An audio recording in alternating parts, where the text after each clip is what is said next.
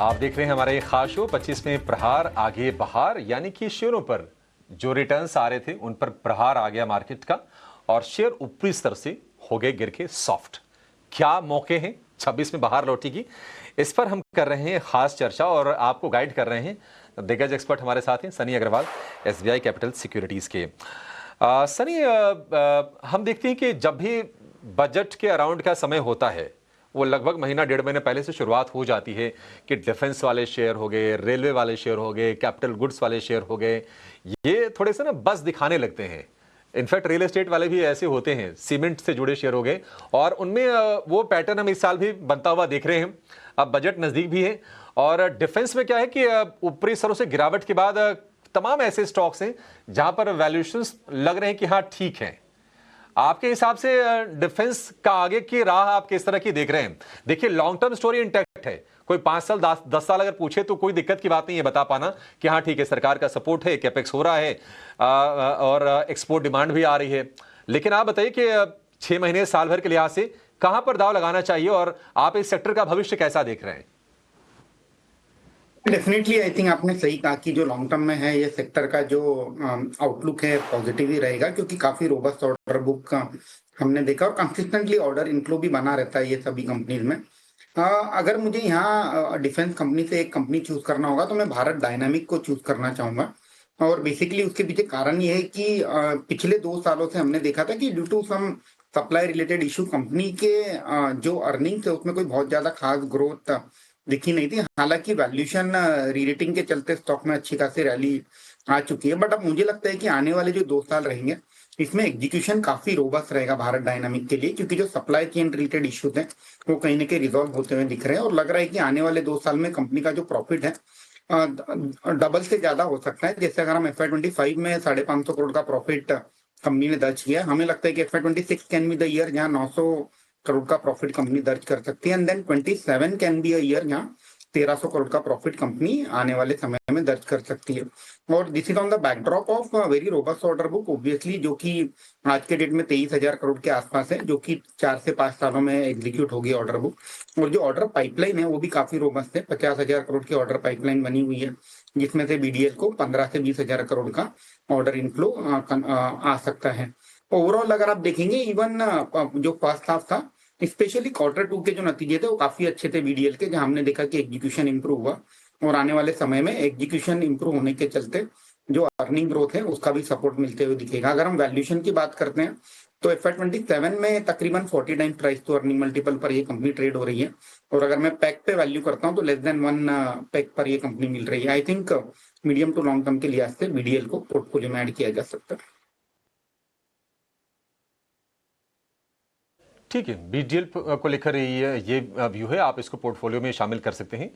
Order इसकी मजबूत है और इसके लिए जो टारगेट बनेगा वो बनेगा 1800 रुपये का BDL, यानी कि भारत डायनेमिक्स लिमिटेड। एक और शेयर जरा स्क्रीन पर हम लेकर आना चाहेंगे और वो है शेयर NCC का, Nagarjuna constructions company NCC।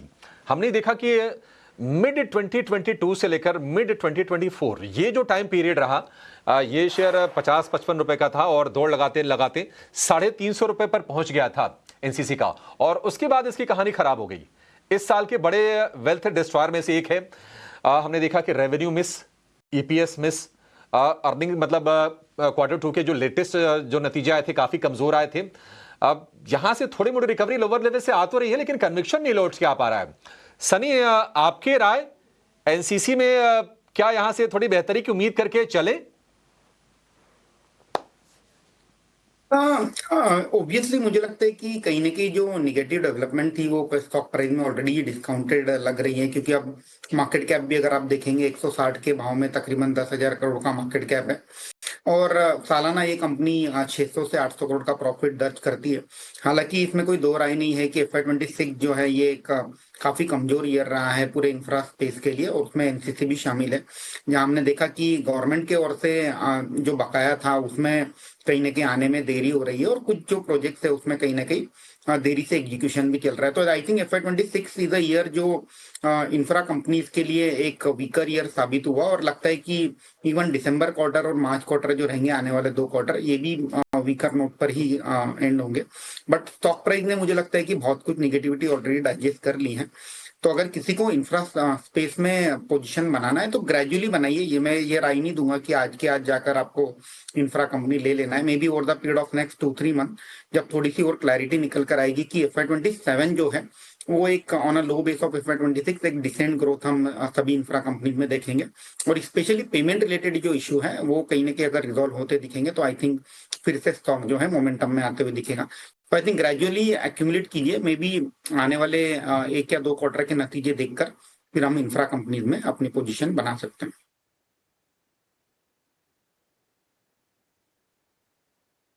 NCC को लेकर ये भी हो गया। एक और कंपनी है जो काफी मुश्किलों से नेविगेट करके आगे बढ़ रही है, और वो कंपनी है इंडसइंड बैंक। इंडसइंड बैंक में हमने देखा कि मैनेजमेंट को लेकर कई नेगेटिव खबरें आई, शेयर टूटा, फिर मैनेजमेंट चेंज हुआ। इस बीच इनको मंजूरी मिली कि HDFC बैंक की एक सब्सिडरी कंपनी इसमें 10% स्टेक लेगी। खबरी ये भी आई कि हिंदुजा ग्रुप जो उनकी पेरेंट है वो इसमें कुछ फ्रेश कैपिटल इन्फ्यूज करेंगे। तो प्रमोटर का इंटेंट थोड़ा दिखाई तो दिया है, और थोड़ा सा लोअर लेवल से उभरने की कोशिश भी इंडसइंड बैंक के शेयर ने की है, क्योंकि 600 रुपए तक ये शेयर गिर गया था और वहां से चलते चलते 850 रुपए के आसपास फिर से आ गया है। तो काफी हद तक डैमेज कंट्रोल तो हुआ है। सनी, आपकी राय क्या है इंडसइंड बैंक को लेकर? क्या पैसे बना के देगा या 2026 में? आई थिंक अगेन मैं ये स्टॉक को वर्क इन प्रोग्रेस जो जिसे हम कहते हैं टर्न अराउंड के कगार पर है ये बैंक। ऑब्वियसली जो माइक्रो फाइनेंस रिलेटेड जो दिक्कतें थी बैंक ने उसके रिलेटेड वन ऑफ प्रोविजन भी पिछले क्वार्टर में ले लिए थे, और एक जो कहीं ना कहीं एक निगेटिव कॉर्पोरेट गवर्नेंस के चलते जो एक दिक्कतें आई थी, मुझे लगता है कि वो भी कहीं ना कहीं अब प्राइस में डिस्काउंटेड है, एंड दे आर जितने भी ओवरहैंग थे ये सब को लेकर वो अब लगता है कि कंपनी के पीछे है। और आने वाले समय में अगर फंड इन्फ्यूजन होता है तो डेफिनेटली जो बैंक है that can be again back on a growth track. Valuation के लिहाज से भी मुझे लगता है कि अभी 1 प्राइस टू बुक के नीचे बैंक ट्रेड कर रही है, which is lesser than PSU pack. तो मुझे लगता है कि डाउनसाइड लिमिटेड रहेगा, बट अपसाइड के लिए अल्टीमेटली जब तक ये क्लैरिटी नहीं आएगी कि जो आने वाले समय में कैसी ग्रोथ रहेगी, अगर नॉर्मलाइज इंडस्ट्री लेवल की ग्रोथ भी हम देख पाते हैं इंडसइंड बैंक में जो कि 12-13% की क्रेडिट ग्रोथ, तो मुझे लगता है कि इसमें रीरेटिंग होने के चांस फिर से बन सकते हैं।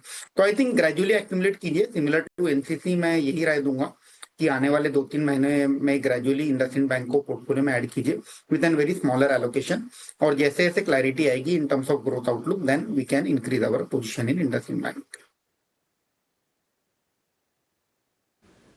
ठीक है, इंडसइंड बैंक नेट लगभग 10% ये नीचे रहा है इस साल में शेयर, जबकि निफ्टी बैंक का जो प्रदर्शन रहा है वो रहा है 16% प्लस साइड में।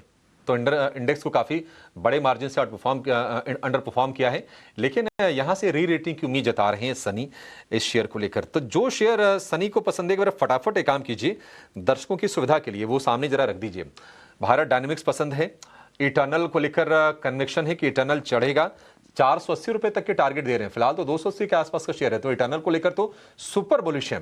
REC के लिए 450 रुपए के टारगेट और DLF के लिए 1000 रुपए के टारगेट, ये इनके कन्विक्शन लिस्ट वाले शेयर से। बाकी अन्य शेयर पर भी जो हमारी लिस्ट में था हमने सनी से पूछे और इस पर राय लेने की कोशिश की। तो ये वो शेयर थे 25 में प्रहार, यानी कि मंदी का प्रहार इन पर पड़ा, लेकिन 2026 में शायद बाहर इन शेयरों में हो सकती है, और हमारे एक्सपर्ट्स को भी इनमें कन्विक्शन है इन शेयरों को लेकर। चलिए इसी के साथ इस शो को यहां पर समाप्त करने का समय भी हो गया। सनी जी, बहुत शुक्रिया आपका समय देने के लिए और ये बेहतरीन स्टॉक हमारे दर्शकों को बताने के लिए। फिलहाल इस शो में इतना ही, लेकिन आप बने रहिए 18 हाउस स्वदेश के साथ, कहीं जाइएगा नहीं। नमस्कार।